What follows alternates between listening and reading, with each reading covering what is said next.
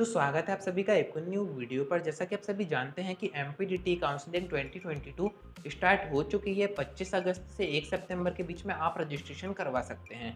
But यहाँ पर कुछ ऐसी बातें हैं जो कि बिफोर एंड आफ्टर रजिस्ट्रेशन आपको जानना काफ़ी ज़्यादा ज़रूरी है, क्योंकि काफ़ी बच्चे ये मिस्टेक कर रहे हैं। और अगर आप मेरे सब्सक्राइबर हैं तो मैं यही चाहूँगा कि आप सभी ये मिस्टेक ना करें।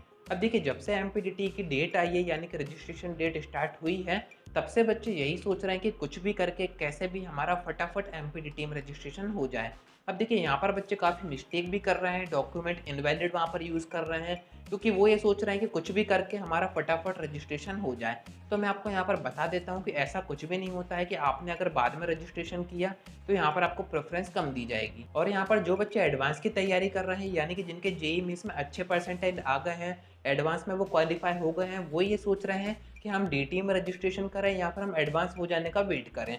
अब देखिए, ऐसे बच्चे भी डीटीए में रजिस्ट्रेशन कर रहे हैं, वो ये सोच रहे हैं कि हमारा अगर एडवांस अच्छा नहीं गया तो हम क्या करेंगे, हम वहाँ पर भी नहीं कर पाएंगे, हम यहाँ पर भी नहीं कर पाएंगे। तो अगर आप एडवांस की तैयारी कर रहे हैं जो कि आपका शायद 27 या फिर 28 को होना है, तो आप उस एग्ज़ाम को अच्छी तरीके से दे दीजिए। उससे आपको क्वेश्चन पेपर से समझ में आ जाएगा कि आपने कितने क्वेश्चन सही किए हैं, कितने क्या स्कोर आप वहाँ पर कर पाओगे।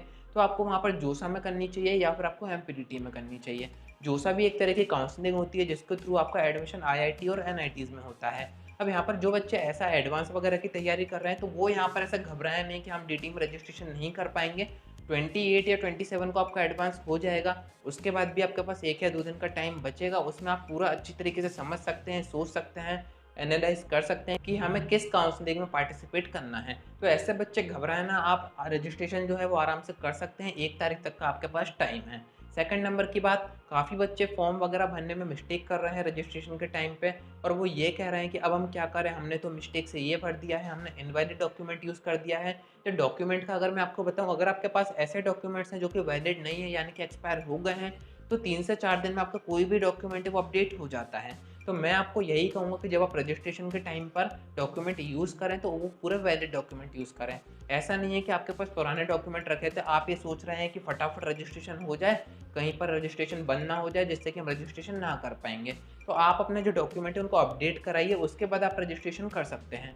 टीएफडब्ल्यू सीट अगर आपको चाहिए तो वहाँ पर आपको उसके डॉक्यूमेंट देने पड़ते हैं, अगर आपके पास नहीं है, आपका ईडब्ल्यूएस सर्टिफिकेट बनता है, आप आराम से बनवा के रजिस्ट्रेशन कर सकते हैं। रजिस्ट्रेशन फॉर्म में आपको कोई भी मिस्टेक नहीं करनी है कि हड़बड़ी में हम वहाँ पर कुछ भी भर रहे हैं। आपको सारी चीज़ें सही बननी है क्योंकि आपके पास बहुत टाइम है, और ऐसी कोई प्रेफ़रेंस की बात नहीं है कि अगर आपने बाद में किया तो आपको प्रेफ़रेंस कम दी जाएगी। तो उम्मीद है कि ये सारी बातें आपको समझ में आ गई होंगी। अब देखिए, अगर आपने रजिस्ट्रेशन कर दिया है और वहाँ पर आपसे कोई मिस्टेक हो गई है आपके डेट ऑफ बर्थ में, आपके 12th और 10th के परसेंटेज में, या फिर कोई भी डेटा हो सकता है जो कि आपने वहाँ पर रॉन्ग इनपुट कर दिया है और आपका जो फॉर्म है वो आपने सबमिट कर दिया है, तो यहाँ पर भी आपको परेशान होने की ज़रूरत नहीं है, घबराने की आपको ज़रूरत नहीं है। आपका फॉर्म रिजेक्ट नहीं होगा, क्योंकि यहाँ पर एमपीडीटी की तरफ से हमें एक डेट दी जाती है, यानी कि अभी भी दी गई है। इस बार 2 सितंबर आपको डेट दी गई है जिस दिन आप आपका जो फॉर्म है वो एडिट कर सकते हैं। डॉक्यूमेंट्स वगैरह अगर आपने कोई रॉन्ग वहाँ पर दे दिए हैं या फिर रॉन्ग कोई आपने डेटा इनपुट किया है वहाँ पर, तो आप इसको सुधार सकते हैं। तो यहाँ पर भी आपको परेशान होने की ज़रूरत नहीं है।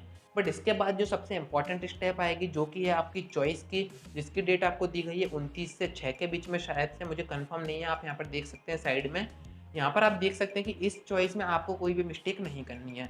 यहाँ पर आपको चॉइसेस, आपका इंस्टीट्यूशन, आपकी ब्रांच, सारी चीज़ें कट ऑफ वगैरह देख के ही करनी है। आपका कितना स्कोर है, किस ब्रांच में आपका एडमिशन हो सकता है और किस इंस्टीट्यूशन में आपका हो सकता है, तो ये सारी चीज़ें आपको यहाँ पर देख के करनी है, क्योंकि चॉइसेस में आपको कोई भी ऐसी डेट नहीं दी जाएगी कि आप एडिट कर पाओ। तो ये जो स्टेप होती है यहाँ पर आपको काफ़ी ज़्यादा ध्यान देना पड़ता है। मुझे पता है आप सभी यही सोच रहे होंगे कि हमें तो कोई आइडिया नहीं है कि चॉइसेस वगैरह कैसे पढ़ते हैं, हमें इंस्टीट्यूशंस के कट ऑफ भी नहीं पता है, तो हम किस ब्रांच में, किस इंस्टीट्यूशन में वहाँ पे चॉइसेस में रखें। तो यहाँ पर आप परेशान मत होइए, अभी मैं आपको इसकी नेक्स्ट वीडियो में मैं आपको सारी चीज़ें बता दूंगा कि टॉप गवर्नमेंट इंस्टीट्यूशन कौन-कौन से हैं। इसके ऊपर तो मैंने आपको एक वीडियो कवर कर रखी थी पूरी सीक्वेंस में, कि आप किस तरीके से देख सकते हैं कि किस इंस्टीट्यूशन में हमारा एडमिशन हो सकता है। बाकी नेक्स्ट वीडियो में मैं आपको इनके कट ऑफ से बता दूंगा कि कितनी रैंक पे किस ब्रांच में और किस इंस्टीट्यूशन में आपका एडमिशन हो सकता है। तो ये पूरा डेटा देख के आप आराम से वहाँ पर चॉइसेस भर सकते हो, कहीं पर भी जाने की आपको ज़रूरत नहीं है। तो अगर आपने अभी तक सब्सक्राइब नहीं किया है तो ज़रूर से करके रखिए, नोटिफिकेशन आइकन ऑन करके रखिए। कोई डाउट आता है तो आप नीचे कमेंट कर सकते हैं या फिर आप मुझसे इंस्टा पर भी डायरेक्ट डीएम करके बात कर सकते हैं।